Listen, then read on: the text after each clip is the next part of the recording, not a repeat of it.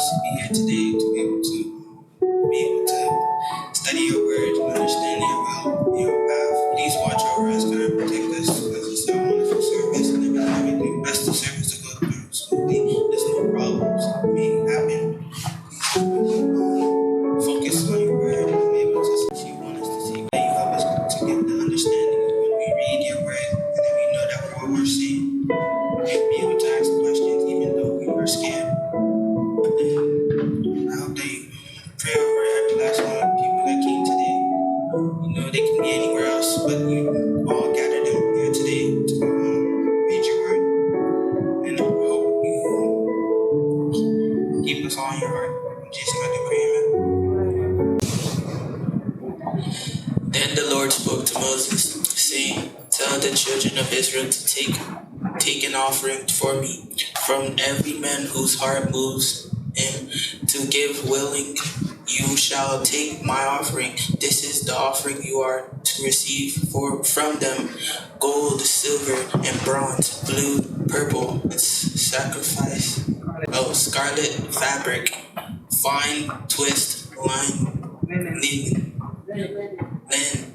goat's hair, ram skin, dye, red, turquoise skin, acacia wood, olive oil for lighting,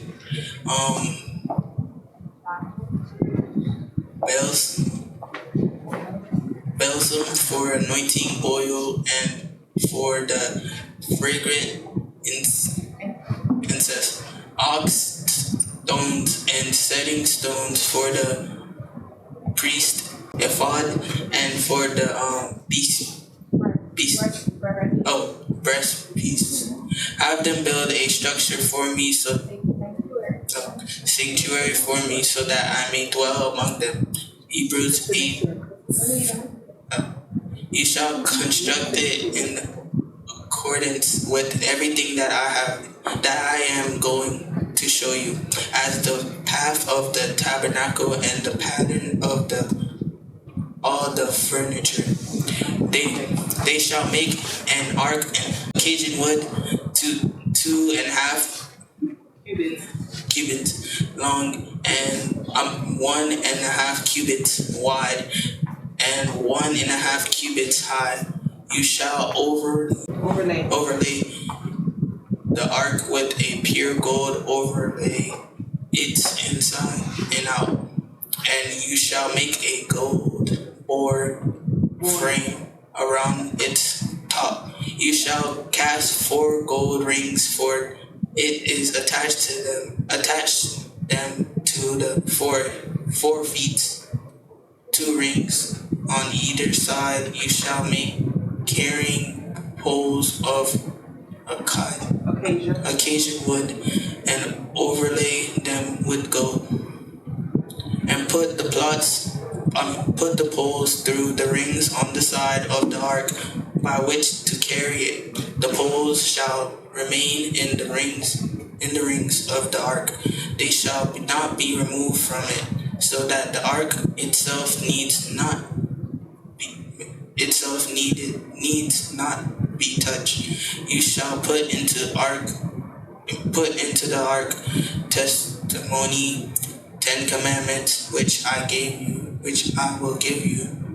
You shall make a mercy seat cover over pure gold, 2.5 cubits long and 1.5 cubits wide. You shall make 2 cherubim winged angelic figures of solid hammered gold at the 2 ends of the mercy seat.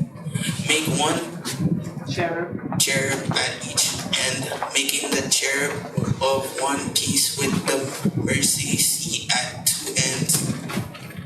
The cherub shall have their wings spread upward, covering the mercy seat with their wings and facing each other. The faces of the cherub are to be looking down towards the mercy seat. You shall put the mercy seat on top of the ark, and in the ark you shall put in testimony, which I will give you. There I'll meet with you from above the mercy seat, from between the two cherubim which are on the ark of the testimony. I will speak intimately with you, regardless of every command that I will give you for the Israelites. Why is it important to follow God's instructions, and what happens when we dismiss them? Okay, so for me, I believe that it's important for us to follow God's instructions, because God is an all-seeing God. So there's things that He knows about that's going to happen in the future, and there's paths that He doesn't want us to take. So He can tell us something that He wants us to follow right now, and we may not understand it at the moment, but we never know what's on the other side of our obedience. So us following God's instructions will always keep us safe from whatever attack, whatever emotional attack, physical attack, spiritual attack that's in the near future, and it will allow us to be in His perfect will. Definitely, why she said, why is it important to follow God's instructions? It does protect us. It does keep us from even harm coming our way, because sometimes when we are in certain situations, it's because of ourselves being disobedient to what God has already told us not to do or step into, and dismissing that can, I guess, the blessing would have been right then and there, but then now the blessing is probably a detour now for your life, basically, and now you have to have a longer wait until you get that blessing because you didn't follow God's instructions. So maybe if we don't think selfishly, not selfishly, but think of ourselves all the time when God give us instructions. I know sometimes it can be a little hard to follow His instructions, but if we know that His promises are real, if His word is true, that despite how uncomfortable we may be to follow His instructions, that it's for the better good, as He is our Father. So yeah. Sorry, this just came to me. Another reason why I think that it's very important to follow God's instruction is because that it shows, it's like an act of trust and love and respect, showing God that, yes, I actually can listen to you, and I don't want to do this on myself. I know for me, there's a season I'm going through where I recently got baptized in April.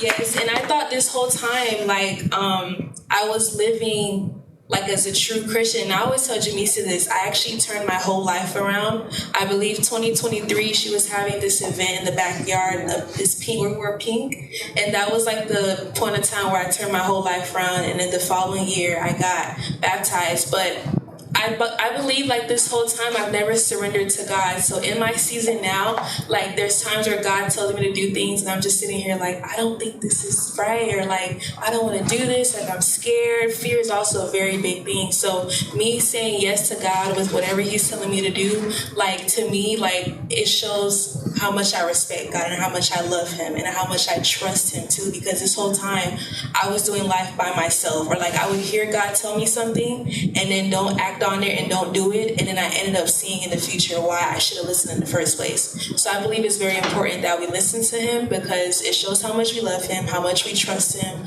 how much we respect Him, and of course, because He knows what's going to happen in the future. So when I think of this question, I think of just when God told Jonah to go speak to the people.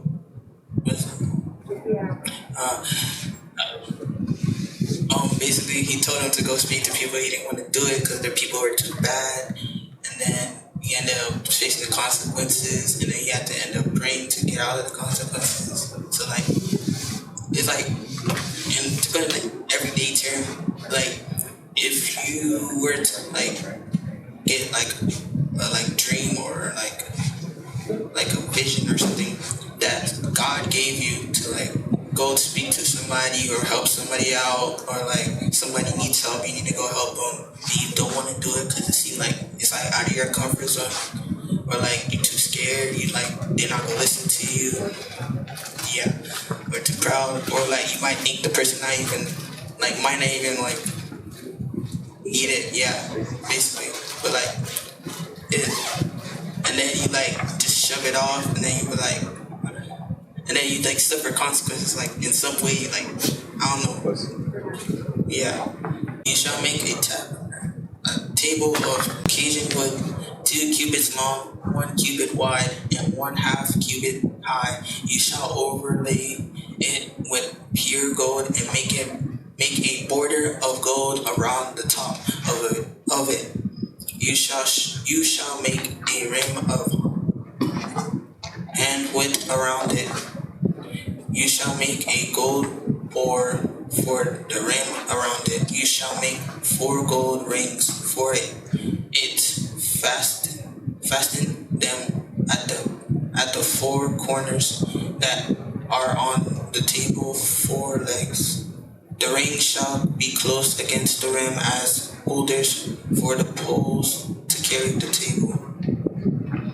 You shall make poles of each occasion wood and overlay them with gold so that the table may be carried with them. You shall make its plates for the showbread and its cup for essence and pitchers and bowls for sacrificial drink offerings. You shall make them pure gold. You shall set the breads of presents, showbread on the table before me at all times. You shall make a lampstand of pure gold. The lampstand and its base shaft shall be made of a hammered work. Its cups and cladis and flowers shall be all in one piece with it. 6 branches shall come out of the sides, 3 branches of the lampstand out of one side, and 3 branches of the lamps out of the other side.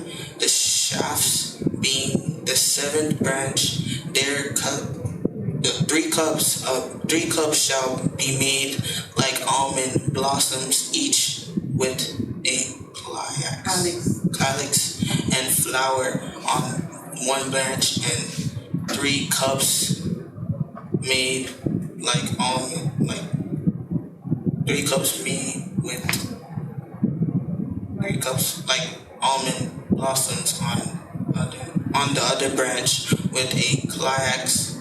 Is that right? Calyx and a flower. So for the 6 branches coming out of the lampstand, and in the center shaft of the lampstand, you shall make you shall make 4 cups shaped like almond blossoms with calastics and their flowers. A calastic shall be under the first pair of branches coming out of it, and a calyx under the second pair of branches coming out of it, and the calyx under the third pair of branches coming out of it.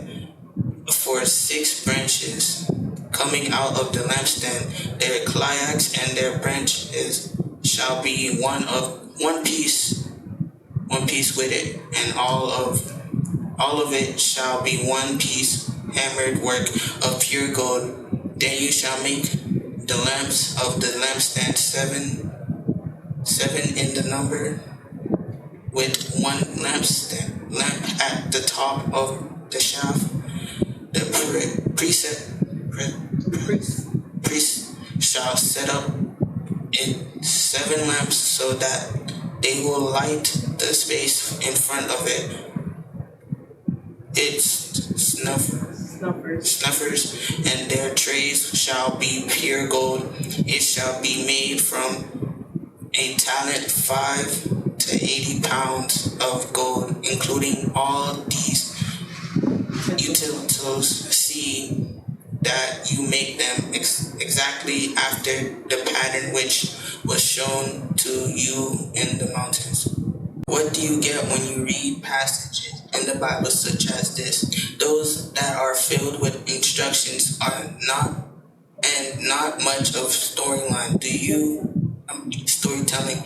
Do you find yourself becoming bored or truly grasping the understanding of what is happening and why? I'm going to be honest, no.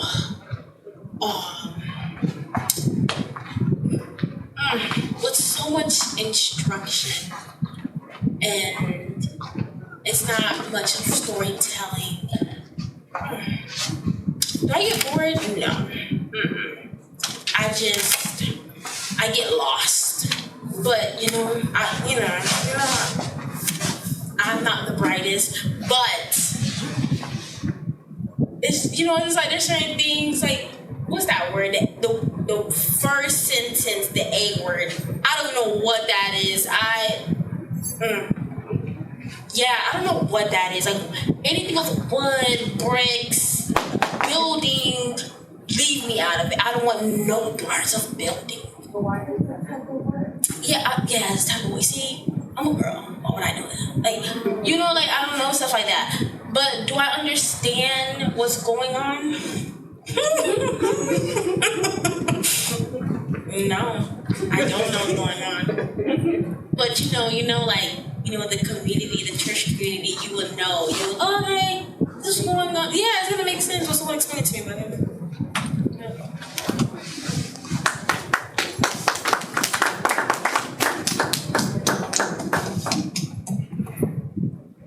in the beginning, when I first got into reading my Bible, I definitely was trying to figure out why this was in the Bible and why I was reading it and why I had to know this. But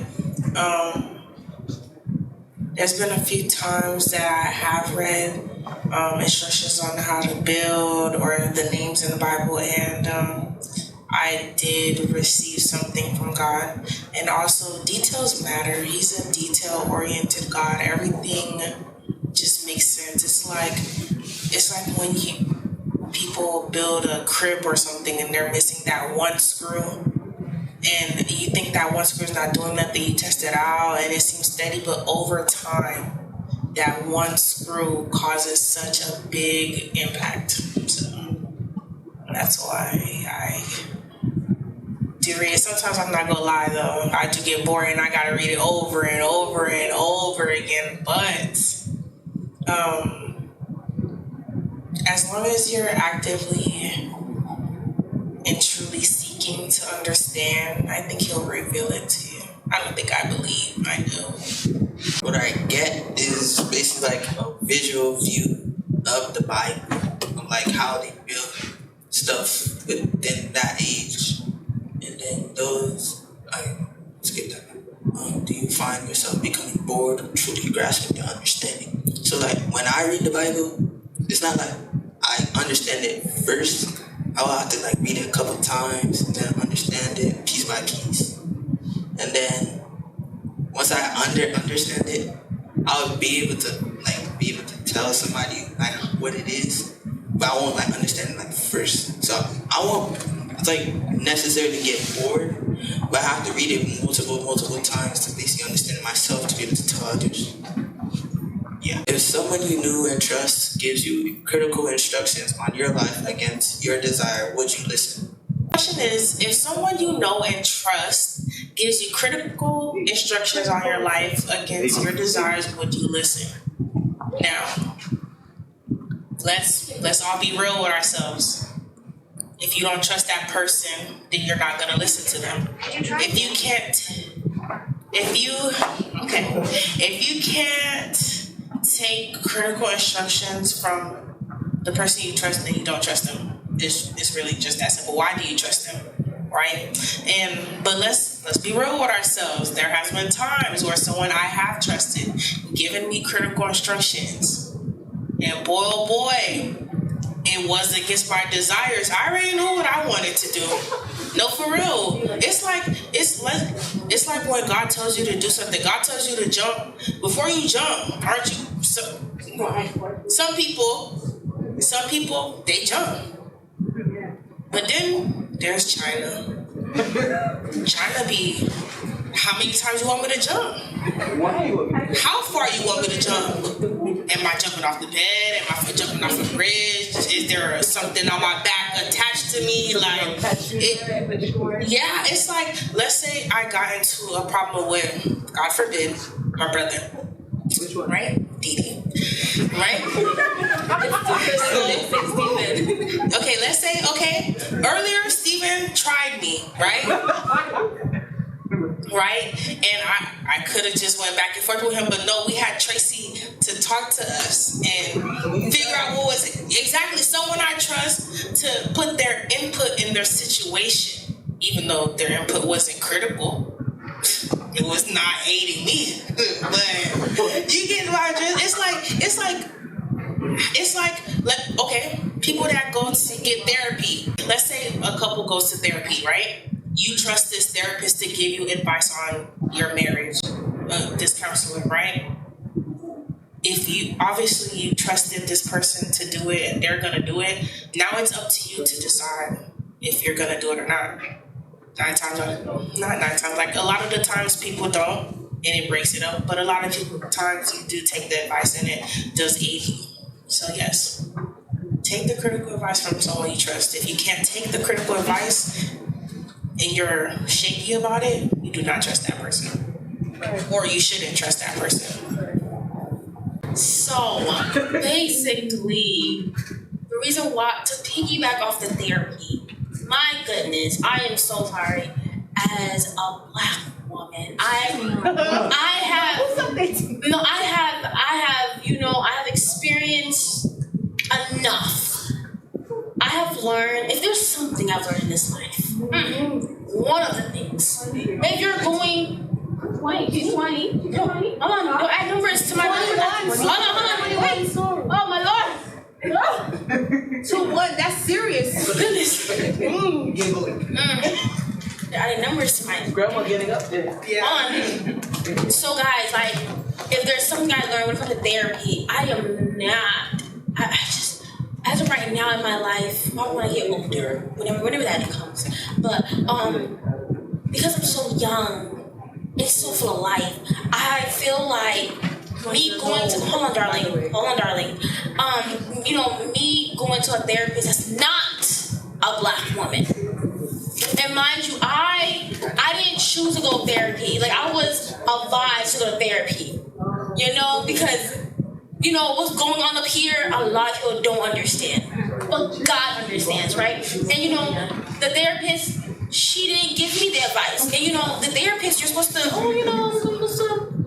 I'm supposed to learn to, build this relationship with this lady. She don't know half the things I go through.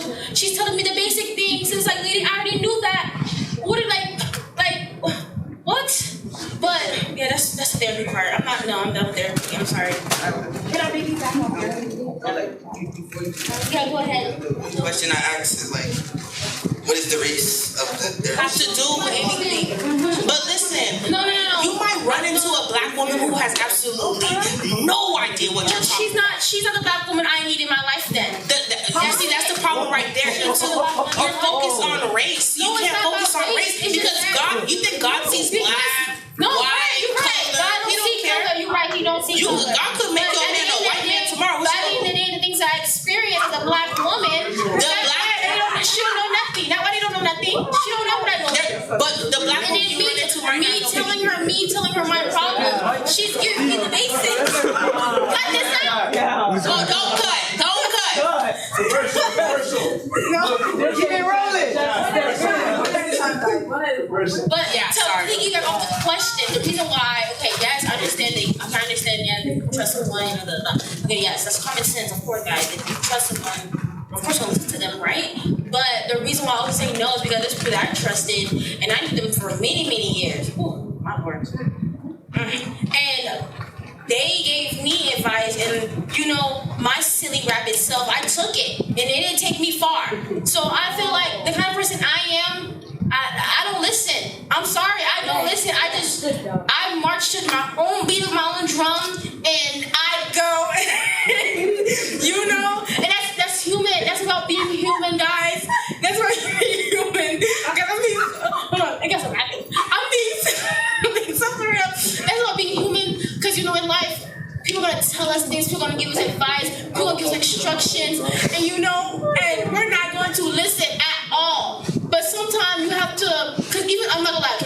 true story. In middle school, this teacher, she was telling us, I remember her name, but I'm not saying her name, but I remember she was like, she's one of the reasons why I got close to God too, because and she was telling us like things that she went through and all that. She was telling us, not to go through that when we go to high school and college. Sweetheart, newsflash, I didn't listen, but it's okay. She was telling us things to what not to go through, right? But I don't know. I feel like. I'm the kind of person, I'm sorry, if you tell me not to do something, I'm going to do it. I've always been that child, I've always been that student, that if you told me not to do something, I'm going to do it. Because you know why? Why are you telling me not to do it? I'm going to press her buttons. I want to see how far you get mad. I want to see that. Come on. You see why Dee was slamming her on the sidewalk? No, but it's just that sometimes I want to learn on my own. We're all hard-headed. No. They run through the family. I'm mentioning this though. But it's just like Let's talk about the institutes. No. I think it runs through the family. No, but guys, like, okay, on a serious note, right? It's just that sometimes in life, It's going through the twins. sometimes in life, people are gonna ask you, people are gonna tell you things, right? People are gonna tell you things what not to do and what to do. And to be honest, it's up to you if you want to take it or not.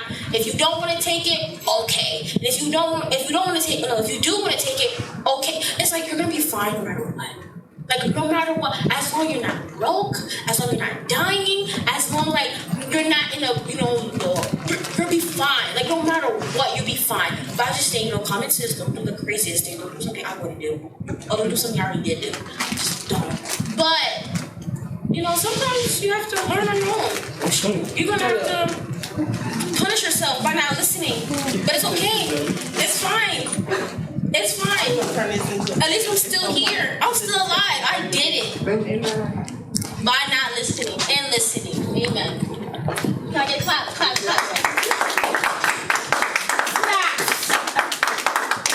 No clap.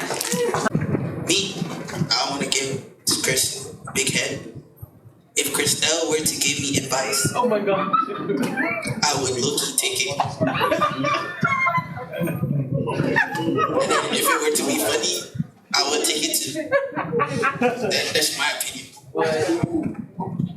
See, that's Christelle. That's someone I touch. Okay, so what if I That's gave someone you I advice? trust. What if I gave you You're not hearing the question. It's someone I trust.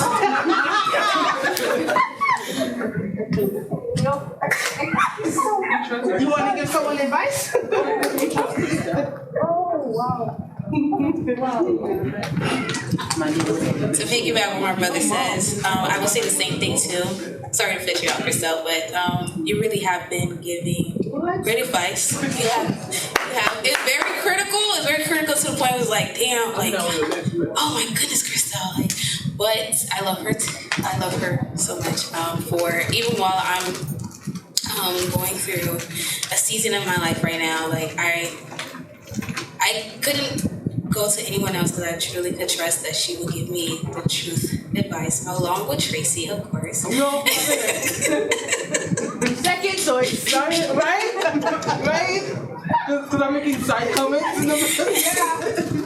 You've been noticed. Yeah, and I'm also going through therapy as well. So I'm in that season where I have to take these critical instructions to consideration because these are people that I know and trust, and I know they don't want bad for me.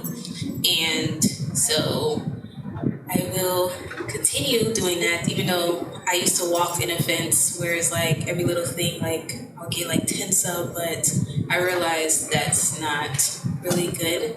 And these are my brothers and sisters in Christ, so I have to listen. Yeah. Like something Emma said, kind of like highlight in my mind when she was like, there's a lot of people that she knew in the past for a very long time that she trusted, but they led her in the wrong way when it comes to instructions. I think above all, especially if it's something about your life, because your life should be important to you, right? The advice that you're taking, the instructions that you're taking from whomever, that person has to have a relationship with Christ. And I think I told Jimmy said this before, like, and it's not to be rude to any friends or family members, but I'm gonna be very careful to give advice for someone who doesn't have a relationship with Christ. Only if I feel spiritually led that the Lord used that person, because God could use someone who's not in Him to deliver a message to you. But it's very rare where He will use someone to instruct you. So there's a difference between a message and an instruction. God could deliver a message from a non-believer to give to you. But instruction, especially with this specific topic about critical instructions, most likely that'll come from someone who has already a relationship with Christ, because the Holy Spirit will be using them, will be using their body as His temple to instruct you. And so I think that's where my line would come into. Like, I can love you, I can know you for a long time, I can trust you. Like, sometimes we have family members, that, cousins, brothers, sisters that we know, we love, we trust, but they probably don't have a relationship with Christ. They're probably one of those ones who don't really go to church, don't really, have a private life walking with Christ, so on and so forth, but we trust that person, right? You love that person and stuff like that. You will sleep at their house, which means you trust and you feel safe to be at their house. You'll eat at their house, that means you feel safe there. But when we come to our life, everything has to be a spiritual thing. It has to be like a spiritual gate. We can't give access to our life to just anyone and everyone just because we have trust and we know them for a long time. There has to be a spiritual password for you to have this much access to instruct me about my life. Because whatever you do in this life, it will account for the next life. So that's what I want to say. Exodus 26. Moreover, you shall make the tabernacle sacred tent of worship with 10 interior curtains of fine twisted linen, blue, purple, and scarlet fabric. You shall make them with the embroidery. Is that right? Yeah. Cherubim, the handwork of a skillful craftsman. The length of each curtain shall be 28 cubits, and the width of each curtain 4 cubits. All of the curtains shall measure the same. The five curtains shall join to one, and other 5 curtains shall be joined to one another. You shall make loops of blue on the outer edge of the last curtain in the first set, and likewise in the second set. You shall make 50 loops on the one curtain and 50 loops on the edge of the last curtain. That is the second set. The loop on the one curtain corresponds to the loop on the other. You shall make 50 gold hooks and fasten the curtains together with hooks, and the tabernacle shall be 1 foot unit. Then you shall make an exterior curtain of the goat's hair as a tent over the tabernacle. You shall make 11 curtains in all.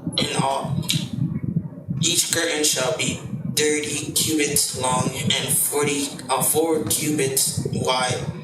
The 11 curtains shall be measured the same. You shall join 5 curtains by themselves and other 6 curtains by themselves, and you shall double over the 6 curtains at the front of the tent to make the enclosed door. Make 50 loops on the edge of the outermost curtain in the first set, and 50 loops on the edge of the outermost curtain in the second set. You shall make the 50 bronze hooks and put the hooks into the loops and join the tent together so that it may be one unit. The overlap part that is left over from the tent curtains, the half curtain that is left over shall lap over the back of the tabernacle, the cubit on one side and the cubit on the other side of what is left over. The length of the curtains of the tent shall lap sitting over the tabernacle on the same side and the other side, and cover it shall make the third curtain for the tent of the ram skins, and dye red, and fourth covering above that purpose. Then you shall make the boards for the tabernacle and occasion wood, standing upright as the tiles like frame. The length of each board shall be 10 cubits, and the width each board shall 1.5 cubits, making 2 dovetails each board for fitting them together. You shall do the same for all tabernacle boards. You shall make the boards for the tabernacle in the following quantity: 20 boards for the south side. You shall make 40 silver sockets under the 20 boards. 2 sockets under each board for its 2 dovetails, and two sockets under the board for its 2 dovetails for the north side of the tabernacle. Then you shall make 20 boards and their 40 silver sockets, 2 sockets under each board for the board. For the back or the west side of the tabernacle, you shall make 6 boards, making 2 boards for the corners of the tabernacle at the rear on both sides. They shall be joined together underneath and joined together on top with 1 ring. So shall it be for both of them. They shall form the 2 rear corners. They shall be 8 boards on and 16 silver sockets, 2 sockets under each board. Then you shall make 15 bars of occasion wood, 5 for the boards of the side of the tabernacle, and 5 boards for the boards of the other side of the tabernacle, and 5 boards for the boards of the rear ends and the tabernacle for the back wall towards the west, and the middle bar in the center of the boards. Board shall pass through the horizontally formed. Now, from end to end, you shall overlay the boards with gold and make their rings of gold to hold the bars. You shall overlay the bars with gold. You shall erect the tabernacle according to its plan direction, corresponding to the meaning of the and purpose which being shown to you on the mountain. You shall make a vow to divide the 2 rooms of blue, purple, and scarlet fabric, and a fine twist line 6-fold work with a turban on it. You shall hang it on 4 pillars supporting poles of occasion wood, overlaying with gold hooks. On the 4th silver socket you shall hang the vial from the hook that connects the curtains together, and you shall bring the ark of the testimony there within the vial. The vial shall separate for you the holy place and the holy holes. You shall set the table for the bread outside the vial in the holy place on the north side, and in the lampstand opposite table on the south side in the tabernacle. You shall make a screen to provide a covering for the doorway of the tent of the blue, purple, and scarlet fabric, and filling woven embroidered linen linen, the work of an embroider. You shall make a 5-pillar supporting poles of occasion wood to support the hanging curtain and overlay them with gold. Their hooks shall be gold, and you shall cast 5 base sockets of bronze for them. Are you willing to follow God's instructions, even if it may not make sense to you? I'm not saying yes because it's God, and of course that's like, oh, that's something that everybody would want you to say. Well, of course, but I would also say yes because God has my best interest, and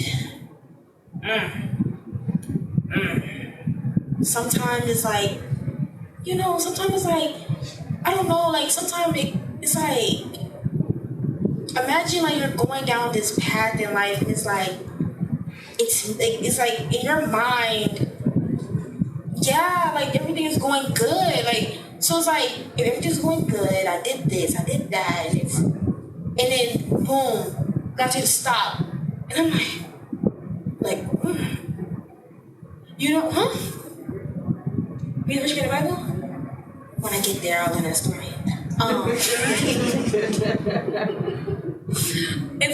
I guess so, because it's like everything's going good, and it's like, oh, you want me to stop? And then all the bad things start coming, and I'm like, oh my gosh, I know. And it's actually crazy, you guys, because something like this did happen in my life, actually. Not recently, but not recently. And I'm like, but it's like, I don't know, because like you said, like when God is, it's like it just makes sense. Sometimes it does not make sense. Like what are you talking about? And of course, we have to trust God. We have to trust God. And sometimes in life, you sometimes have to question yourself. Like, okay, Lord, like if I'm gonna trust you, I'm not gonna question it. So there's no if buts about it. I'm no doubting it. I'm going to trust you because you told me to.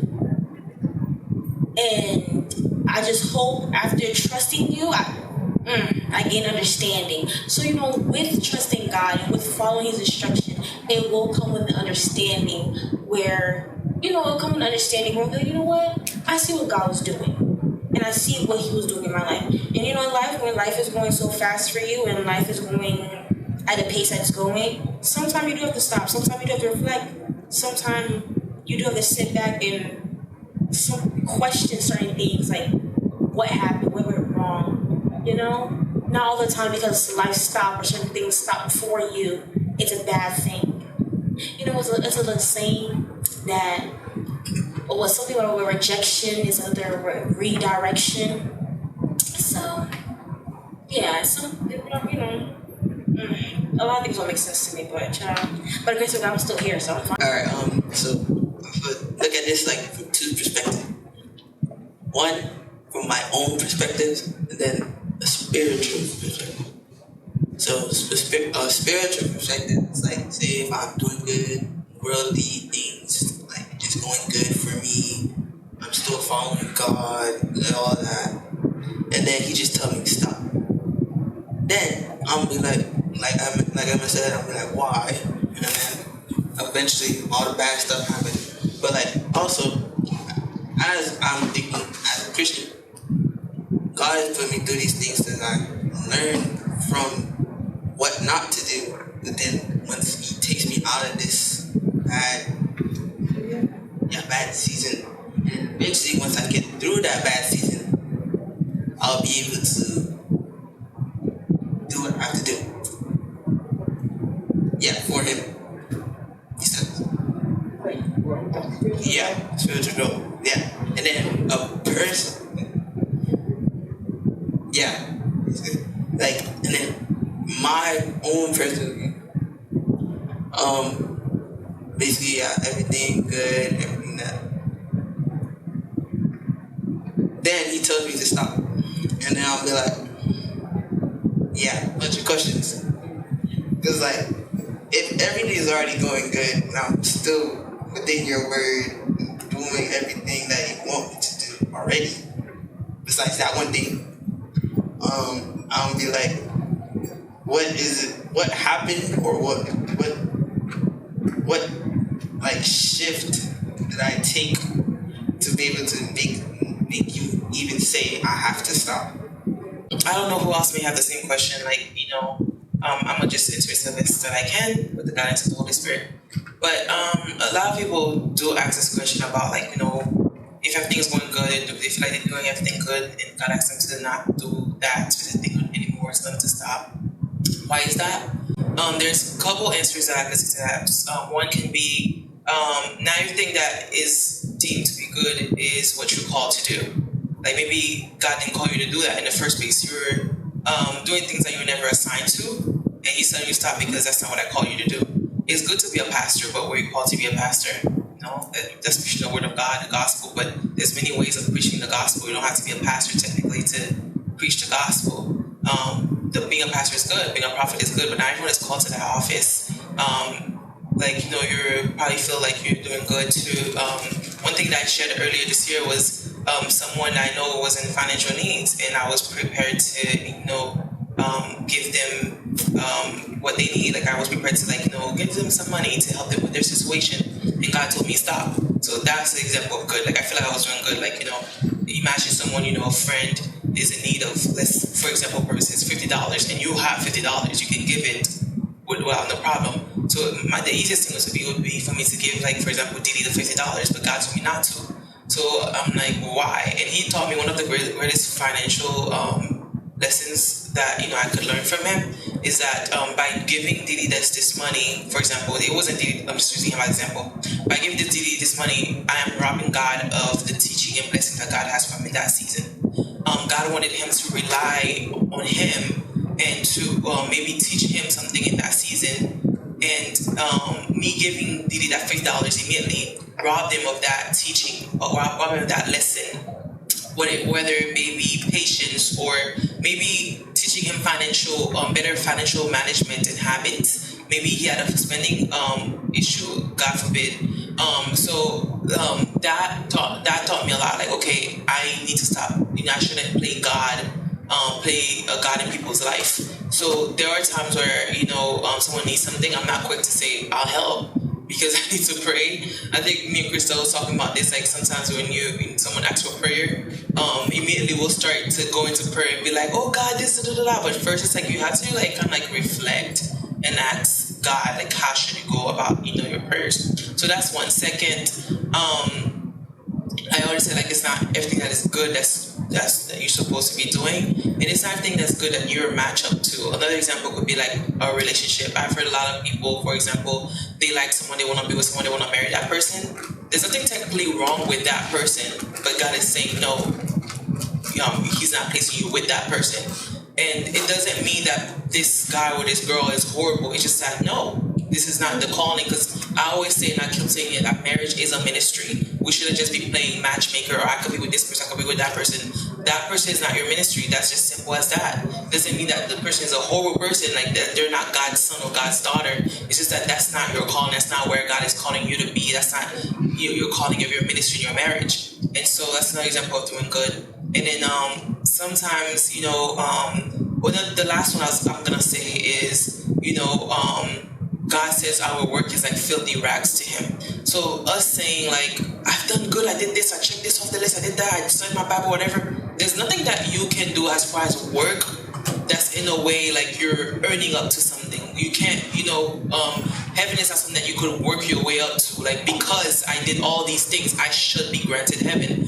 Heaven is granted because of a sacrifice one man did for us out of the love of His heart. So heaven is something of obedience, and it has to come naturally. You have to come willingly as well. So it's like it's not something that we can do. It's not the things that we do. So our understanding of good should not be based on our work, because God doesn't judge us based on our work. Because Mike came to church 50 times this year, he is good. God is not based on the attendance of church. It's not based on the attendance of the participation of how much you read your Bible. Or I've read my Bible this many times when I'm at home. I do Bible study. I go to evangelism. It's not based on our work. So to say that, I did all these things and I'm doing good on all these things, so there should be this. No, it is by His grace and by His mercy and by His choice, by His doing, that He decides, the blessings of our lives. And we should just be grateful that we have been chosen for such, if that makes sense. That's it.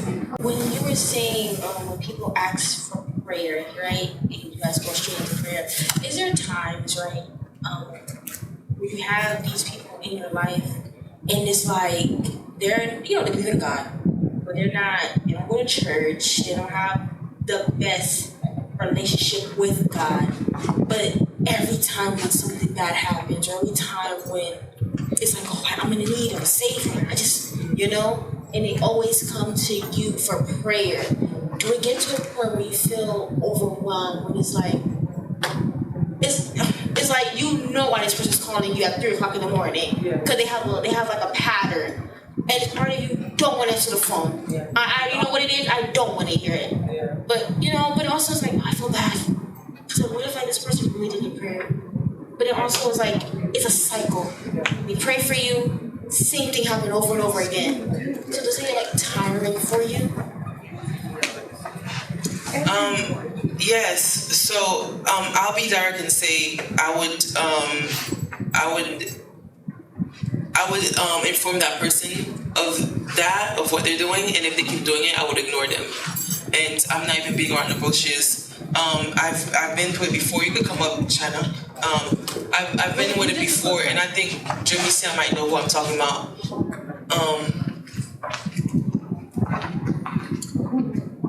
In a way. So, like, for example, this same situation that you explained actually happened to me exactly like that, where I had an old friend from high school, like, we reconnected and stuff, and I think I was more in my walk at the time with Christ than she was, and I was already, at the church and stuff, and, besides going to church, like, just having, like, that personal walk with Christ, because church doesn't mean that, because you go to church and the other person doesn't mean that you're close to God. So, she didn't really go to church and, stuff like that. And she was explaining how things would be happening in her life, like voodoo in her life, doing voodoo. And she'll call me for prayers and so on and so forth. And we would pray a lot. And almost every day, like, she'll come at different times of the day for prayer. Eventually, I'm noticing a pattern where she's relying on me for prayers. And I asked her one time in the prayer calls, why don't you pray? She said, no, go ahead, you can lead the prayer and stuff. And then over time I started to realize so over time I realized exactly what you were saying in your scenario is what was happening to me. So I informed her.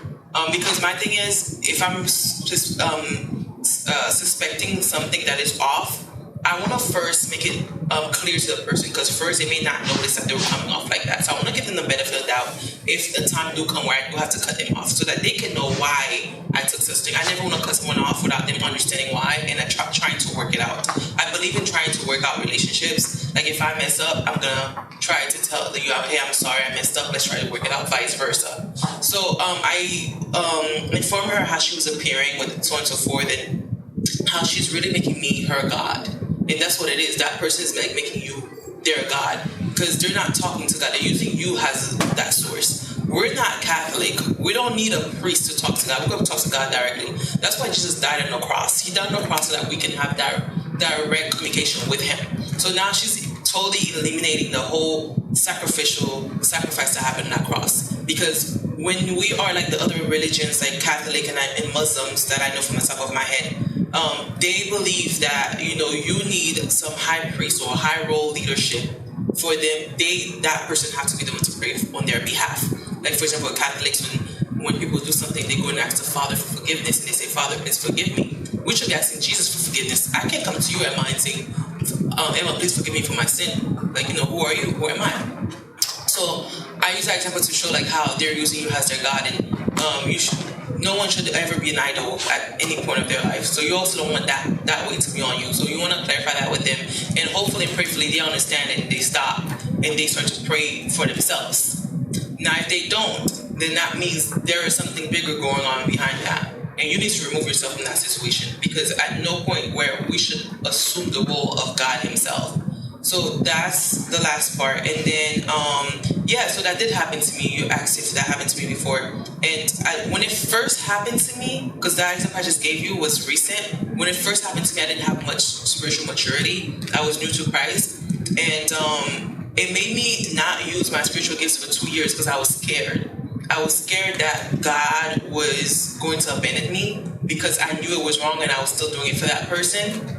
And I stopped having dreams. I stopped having like the spiritual gifts I stopped having it for a long time.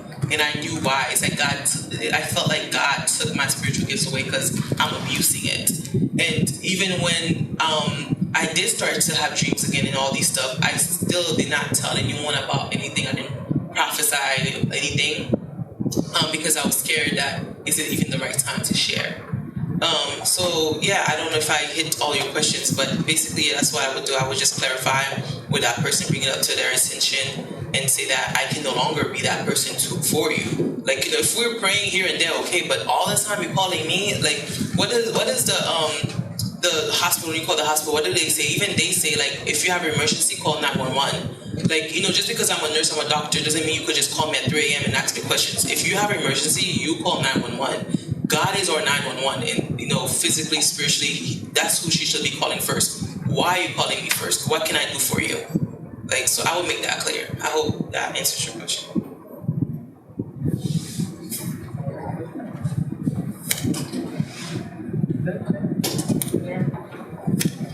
And then before I go, just clarifying the whole praying thing about something. I just got this year actually, and a lot of people may not agree with this, but I'm not here to agree with people. I'm here to share what I understand from the Holy Spirit is spiritually correct and a spiritual understanding and maturity. Is the example I could give is, for example, what happened with Jamaica it was a hurricane, and I believe it also happened to Haiti and Cuba. It's unfortunate what happened. It's unfortunate for those who did lost their lives and what they're going through. I truly do feel for them. But when that happened, and everyone in the world, whenever a disaster anywhere happened, the first thing you see on social media or you hear is pray for Jamaica, pray for France, pray for Cuba, pray for South Korea. Like, there's always a hashtag pray for this country. And same thing when something happens to someone in their family members or friends, they'll say pray for LaQuisha, pray for Quisha, whatever. They'll just say pray for like whoever, right? That's the names I was coming to. I couldn't think of any names. Pray for Stephanie, pray for Jessica, pray for Manushka. So there's always like pray for that person, so on and so forth. But what came to me, which may be a controversy for others, is that it's not that I'm not going to pray for them, but I'm first going to pray for a spiritual understanding of the circumstance so I could know how to pray. Because we read in the Bible where God himself would bring disasters into cities and countries for whatever sin they were doing because of consequences and so on and so forth. So when you're telling me to pray, for example, for Haiti, I'm just going to start going into prayer and be like, oh, I pray against the devil that's coming to Haiti. I pray against it right now. I sin against it. And then the whole time God's like, no, I'm the one that sent that disaster because they're not listening. So it's like now I'm the opposite team of God because I don't know where that natural disaster came from. God himself sent, fire from heaven before. We read it in the Bible. It's like we read this in the Bible. It's like, but we don't believe it if it happened today. Or there's no way that a disaster can happen to Haiti today. If it happened, we automatically assume voodoo. We automatically assume, the devil is attacking Haiti, is attacking this country. Whereas God himself can also be the one bringing the disaster because he's a God of all things, of everyone, of the whole entire world. What he makes, he can also destroy. So if I'm praying for Haiti, not saying I'm not going to pray for them, even if it's God himself who brought the disaster. But if it is God, I'm going to say, God, just like Abraham prayed for his family, I'm like, God, I know that these people sinned, but please have mercy, have grace. This is my position in prayer. I'm not praying against the devil because the devil wasn't the one that brought it. I'm going to pray to my God and say, God, have mercy, have grace upon these people. See to it, like if there is anyone that is innocent, that they may be spared from this evil. So I think that's what I would call strategic prayers. Instead of just starting praying, I'm going to pray for this country because they're getting attacked. Well, do you know who's attacking them? And And when you're praying like so quick and so fast because you're so emotionally moved, like you don't really know like how to pray strategically. I think we should really pray more strategically, just instead of just allowing our emotions to be what leads us forward. As the Israelite had made a tabernacle as a symbol of God, what is something that you use in your everyday life to symbolize something? In your everyday life to symbolize something that God has done for you. I haven't done this yet, but I do plan on doing it. Out of purity rings, right? You guys know purity rings. Sometimes people get purity rings as a reminder of what God has done for them, their testimony, and just keeping their promise to God. So every time they're tempted or thinking about sinning, they look down and it's on their finger. As we all know, everybody does it. We all have the cross chains, all that. Is always to like symbolize how Jesus died on the cross for us. So, like, is it really something that you symbolize, or you just do it because everybody else does it?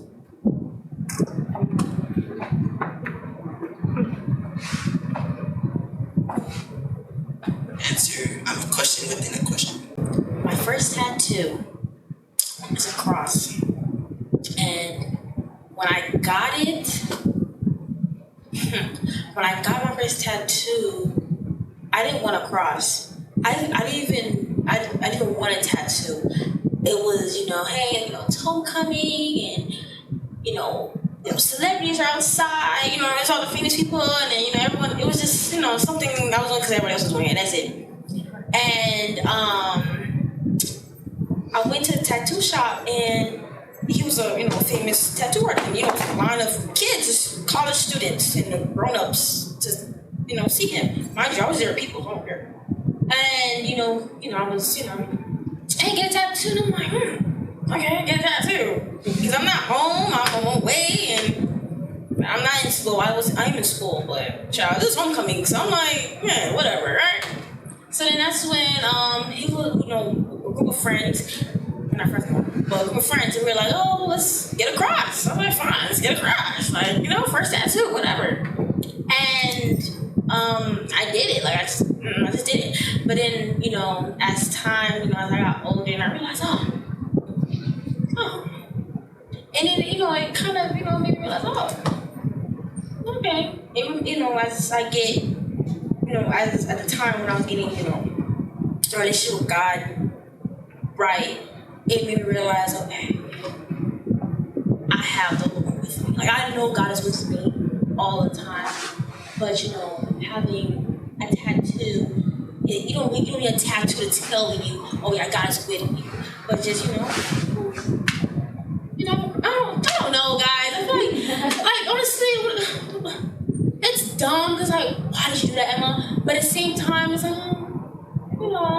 it was like, oh, because my tattoos have meanings, so they all make sense. They all make sense. They all make sense. So to piggyback off the what you're saying with the cross, the reason why I don't get cross neck with that chains and things like that is because it's like it's for decoration. Because even one of my coworkers, she had a cross necklace, but then when we found it was cleaning out the office, it was cleaning the closet, we found a Bible. Surprisingly, we found a Bible on campus. I was confused. We found a Bible, and then when I was like, guys, like we were like, what were guys? It was a lot. I was like, oh, what's up? No, I was confused because we're at school, so we like. In a closet was full of junk. I wouldn't think I would find a Bible. So when I went in the kitchen, I'm like, oh, there's a Bible on the table. No, it was a Bible we just found through cleaning. Like, yeah, we're doing spring cleaning. No, it wasn't her Bible. It was a random Bible we just found from cleaning. And then, she had a cross tag. And then from a cross necklace. And so one of my coworkers, he read the Bible. He said, I'm gonna keep this Bible, I need it. And I was like, okay, he started reading in front of us. And once he, gave her the Bible to read, she, And I was like, Has he ever seen the cross? I'm like, girl, what's wrong with you? Like, she opposed it. No, he was just reading Genesis. God made heaven and earth. He was reading it, and then It shouldn't matter where he started. Right. he gave it to her, so she can read it. She just And I was like, girl, didn't I see her? I'm like, you got a cross. But like Dominicans, their flag has a Bible. But not everybody live by that. Because you're Dominican, because you got the record flag, doesn't mean when you rep, the Bible, you rep God. So I was really confused. I'm not saying she's Dominican, I'm just saying, I was really, really confused. Like, girl, you have a cross necklace, but you didn't want to read the Bible. And then every time someone said amen, you opposed to it. So things like that, I feel like it's just decoration. Because you have a t-shirt that says Psalms 133, that don't mean that you're like, I don't know, for me, it does not mean, okay, like, oh, you're a good person. You know what I mean? Because even witches, they come to church, speaking in tongues and all that. And people fall for that. Especially like all the Haitians, they fall for that stuff. But discernment will let you know, no, like you will feel it. You feel the wrongness, you feel the iffiness right away. Yeah. So I just feel like certain things, especially in this world, just don't fall for that. The cross, it's an image. Honestly, all that is an image. It's not real. If it was really real, you would live by it. Not only live by it through your actions, through your words, through the way that you speak to people, you treat other people. God is not something you can go out and purchase, and God is not an image. God is not like, oh, I don't know how to say it. Yeah, he's not an item. This is not something you go around, you parading to prove a point. If you say you believe in God, you say you love God, your actions have to speak through that. You have to live through that. I watched this thing on TikTok. It was saying something about, we should be not only hearers but doers. So don't say you believe in God and you love to hear the message, or you sound good saying the message, but when it comes to actually doing the message, you refuse, or you're saying, it's not your part of the aesthetic. Oh, that's the word, aesthetic. Thank you. So I agree with Emma, like everything she said. The only thing I wanted to add in contrary is that yes, the world takes the things of God and perverts it and use it in ways that it was not meant to be used, especially the cross. I blame Blameless Church for this because I had a necklace. We're blameless. I had a necklace. I had a cross necklace and I liked it. And because I felt like that was just the introduction, like, oh, you're a Christian? Because, I know there are people who uses it in the wrong ways, and it doesn't, just because somebody has a cross necklace does not mean that they're Christians, but I wore it to signify, to represent that, just from presentation, that was what it meant for me to wear it. I would be a present representation. I would represent it and I would wear it and I want to stand out with it. I want to be framed with it. And then, they were having a fast and I lost it. But that's besides that. And also too,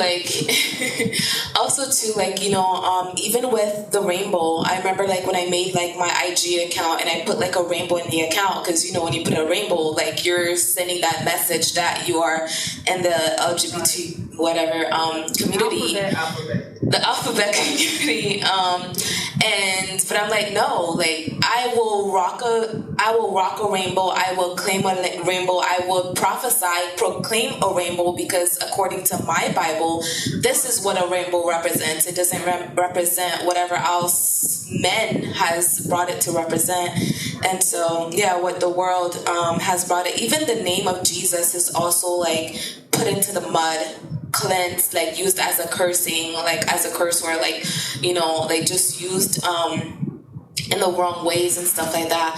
But I will use it how it meant to be used. So that's what I want to add.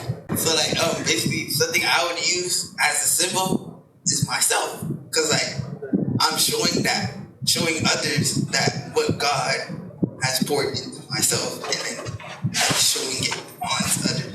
Yeah. Let him get the best answer.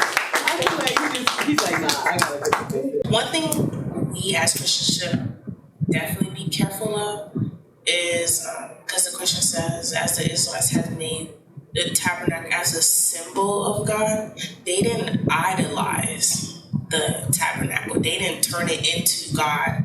Like, this is where I have to be to meet with him. Like, so we should be careful with that, because these things can quickly turn into God. It's literally a thin line, and sometimes it's sad because sometimes people don't notice when they're doing it. That's how thin the line is. That's how much you can slip into it. We really have to be careful. People will literally say, oh no, they don't idolize this. They just use it as a symbol of God. But this is something is giving worship, so we should definitely be careful, because if you're always coming to that thing to get the advice, make sure you're truly coming to God. It's just a symbol. It's not becoming your God. Like, if I don't have this thing, I'm not gonna get the answer. No, that then you're also limiting God, and he is not someone you can limit. Exodus 27, and you shall make an altar for burnt offerings of occasion wood, 5 cubits long and 5 cubits wide. The altar shall be squared, and its height shall be 3 cubits. Make horn-shaped projections for it. For it is on its 4 corners. The horn shall be of one piece with it, and you shall overlay it with bronze. You shall make pots to remove the ash, and shovels, basins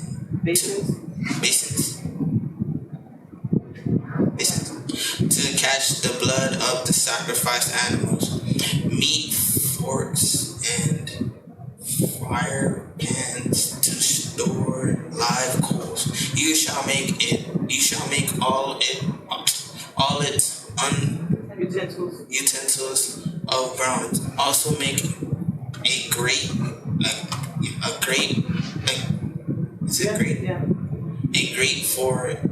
for a network of bronze, and on the grid you make 4 bronze rings at the 4 corners. And you shall put under the ledge of the altar, so that the grid will extend halfway up the altar. You shall make carrying people for the altar, carrying poles for the altar, poles of occasion wood overlaid with the bronze. The poles shall be inserted through the rings on the 2 sides of the altar, so that it may be carried. You are to make the altar whole with a plank, as you were shown on the mountain of Sinai. So shall be made. If you are to surrender and give a sacrifice to God now, what would it be? I would say my sacrifice would be my life in general. I feel as though, because when you're going through seasons and stuff, I got a quote recently where God was telling me that there's going to be times of unanswered prayers that I'll be going through, times of uneasiness, things that people undeserved criticism, everything bad that people will go through, I will be going through that. In this time, I just have to trust in him. So I feel as though, with that being said, I feel like that in general is just my life in general. So having that sacrifice, giving my whole life to him, would be the sacrifice that I would give him right now. Because at the end of the day, I can't do, as I'm going through those situations, as I'm going through those tough times, I feel as though if I can't do it, God can't do it for me. So he will give me, the strength and the courage and the endurance, I would say, the perseverance. Because when I got that quote, it brought me to read the book of Job. So recently, in the past few weeks, I've been reading the book of Job, and I've I've been getting to really truly understand what Job was going through, and not just what the world is saying or how the world perceives his story. I got to understand it for myself and actually understand that certain things that you're going through, like Job didn't go through that because the devil asked God, and God said yes, because God knew Job's faith in God was truly more than what the devil can do for him. So I feel as though with that being said, and actually understanding the whole story of Job and actually getting to read scripture by scripture, verse by verse, it helped me to understand truly what sacrificing your whole life to God is.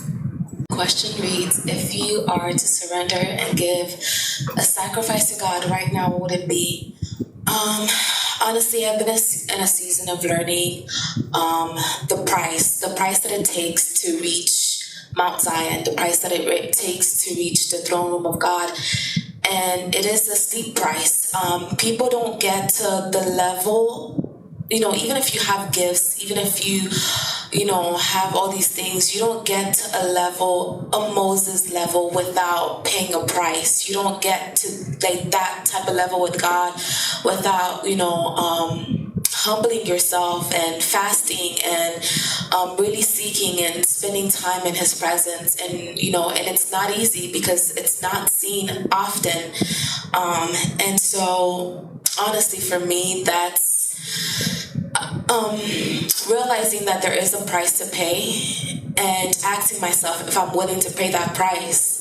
And of course it's easy to say, oh yeah, like absolutely, but no, sit down, analyze yourself, search yourself. The Bible asks you to do that all the time. Search yourself, search your heart, search your intentions before you even say yes. Who wants to build a house before building it and not count the cost?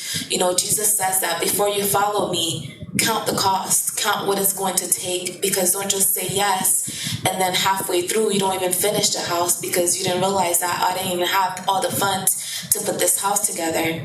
And so one sacrifice that I want to give to God is really to pay that price to reach him in my full capacity and the full capacity that he can take me through, and really like surrendering and like being single visioned, single focused on him. So that's my answer for that question. There was a verse I wanted to read like for a couple of questions, and also I came back to that verse based on what Tina just said, and so I wanted to read it for you guys. It's Lamentation 3, verse 31 through 33. For the Lord will not cast off forever, but though he cause grief, he will have compassion, according to the abundance of his steadfast love. For he does not afflict from his heart or grieve the children of men.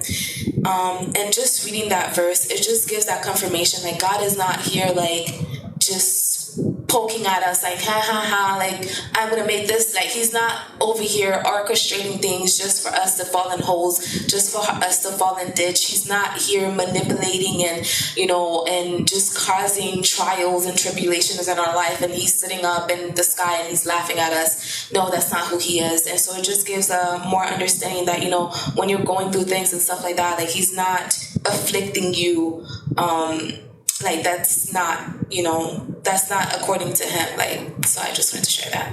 You shall make the court of the tabernacle, the south side of the court is to have a curtain and fine twist linen, and 100 cubit long.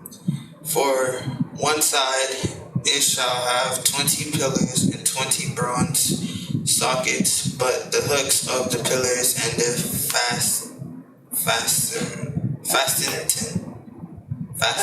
fasteners shall be silver. Likewise for north side there shall be curtains 100 cubit long, and the 20 pillars and 20 bronze sockets, but the hooks of the pillars and their fasteners shall be silver. For the width of the court on the west side there shall be 50 cubits with the 10 pillars. supporting the poles, and 10 sockets. The width of the court to the front on the east side shall be 50 cubits, and the cubits on one side of the gates shall be 15 cubits, and with the 3 pillars on the 3 sockets on the other side of the gate curtains shall be 50 cubits with their pillars and the 3 sockets. For the gates of the court there shall be screened to provide a covering of 20 cubits in blue, purple, and scarlet fabric, finely woven, embroidered linen to the work of an embroider, with the 4 pillars and 4 base sockets. All the pillars support poles around the court shall be joined together with silver rods. Their hooks shall be of silver and their sockets of bronze. The length of the court shall be 800 cubits and the width of 50 cubits throughout, and the height 5 cubits of fine twisted linen and other sockets of the bronze. All tabernacles and utensils and instruments used in all its service, and all the stakes for the court shall be of bronze. You shall command the Israelites to provide you with clear oil of beaten olives for the light, to make a lamp burning continually every night in the tent of meeting of God with his people outside veil which is in the front of the ark of the testimony, and it sets apart Aaron the high priest, and his son shall keep the lamp burning from evening to morning before the Lord. It shall be perpetual statute to be observed throughout the generations on behalf of the Israelites. Dear Father, thank you for us all coming here today, be able to understand your word, read out your word. Thank you for us to find understanding within the question we asked today. Thank you for us being the answer to our questions and helping us find answers within ourselves. Please God, help us throughout the rest of our lives, and bless us to continue to stay on the right path and not steer far from it. Please keep us in your hands.